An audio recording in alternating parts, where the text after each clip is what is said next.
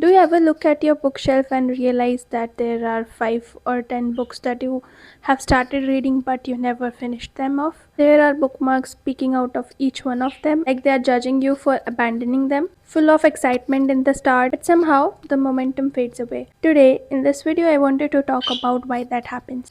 Why do we start so many books and finish so few? And maybe how we can gently find our way back to actually finishing them.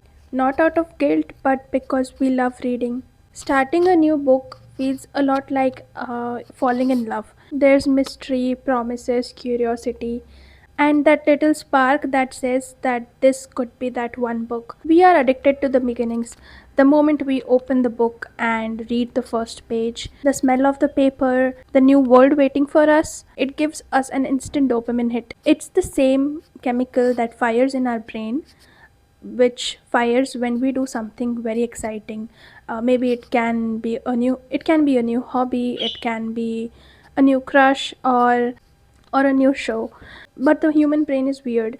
Once that new book feeling fades away, the dopamine hit goes down, and suddenly we are checking our phones, adding this book to the TBR list, and looking for a new spark again. Somewhere along the way, reading stopped being for us, and it was more about showing off to people, talking about it to people, and letting them know that we are readers too. We see all these reading challenges on the internet. We see book hauls, we see TBR lists, we see how people are finishing off 15 to 20 books in a month, and that is when we start comparing ourselves, measuring ourselves, judging ourselves with those people that do it just for the sake of content and not for the sake of reading. We tend to forget the feeling that we were not reading based on the quantity. We started reading because of the quality, because how deeply we wanted to read, how deeply we wanted to actually feel the world that is beyond our reach. When we start reading a book that's slow, dense, or emotionally heavy, we start feeling guilty, and we start telling ourselves that we should start reading faster, we should be able to finish this book within this given particular time. Instead of sinking into the story, we somewhere start scheming, and then at the end we just drop that book. It is not because the book is not good, but because somewhere we start treating reading as a checklist that we have to check off by the end of this month or by the end of this year. So we are all also mood readers, even if we don't want to admit it.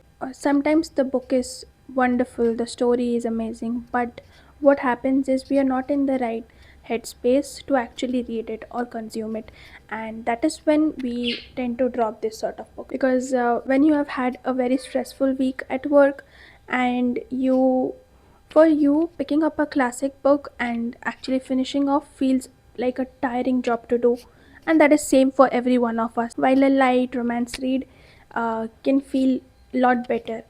So basically, you switch and then you switch again based on what sort of mood you are in at that particular time. And we all have those times in our lives when we maybe read 3 books in just one sitting, in one go, back to back. But and then there are days when we actually don't read at all. We are reading this just one book for like maybe eternity, and that happens with me a lot. I when I'm in the mood, when I actually have a lot of time and a very stress-free environment, I tend to read maybe 2 or 3 books at a time, one after the other. But if I'm not in the right mood, if things have not been good at work, if I have had a stressful week, I tend to not read. I continue reading just one book for weeks and weeks, and I see that on my table lying there. I want to pick it up and read it, but at the end I don't, and I feel guilty about it, because somewhere or the other I was loving the story. But that's not failure, that is you adapting to your reading rhythm, and it's perfectly fine. So think of it in this way: the book has not expired, it is just not right time for you to read it. You always return when the season is right for you. And let's be honest, it's just harder for us to focus now. We all live in a world that has been designed to scroll, click, and react the whole day. Our attention spans have become shorter and shorter, and somewhere reading is completely opposite of what we actually do all the time. It is to find stillness, to learn patience, because when you're reading you cannot 2x your reading, right? It is not possible. You have a rhythm, you have a speed of reading, and you continue with that. But with the world we are living in now, things are completely different. We doom scroll, we are watching videos, we are watching reels on the internet, and then they give us this option to actually 2x the videos when we are watching them. So yeah, the attention span somehow has come down to very maybe 30 seconds or maybe 20 seconds per content, and you finding time to actually read. And that's why maybe first few chapters of a book feel like doable, but once we settle down into a story, slowly our brains start craving dopamine again, and that is why we skip that book and pick up a new one. It's not that we don't love reading, but it is more about the fact that reading wants us to be patient, and what the world is delivering today is completely opposite of it. So how do we fix this? What I feel personally is that we cannot force ourselves to actually complete, to actually finish a book, but we will have to find that one particular reason of why we actually started reading in the first place. And if you are able to figure that out, maybe reconnecting to reading, actually finishing all the unfinished books will make sense.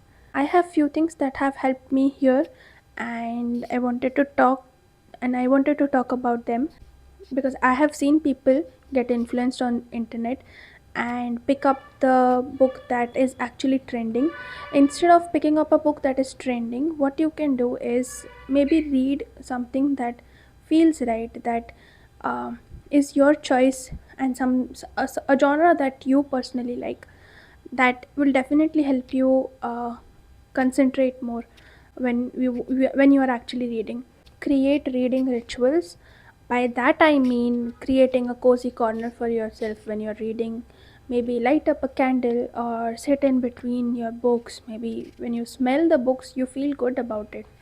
Maybe you can go to a cafe, a book cafe, or just a regular cafe, and open your book and start reading. And the change of environment helps you read more. Forgive yourself for actually ditching a book. It's completely fine. If you are reading a book and you tend to not like it, it's completely fine to ditch that book and move on to a different one. Revisiting your old favorites. That is the fourth thing that I would suggest for today.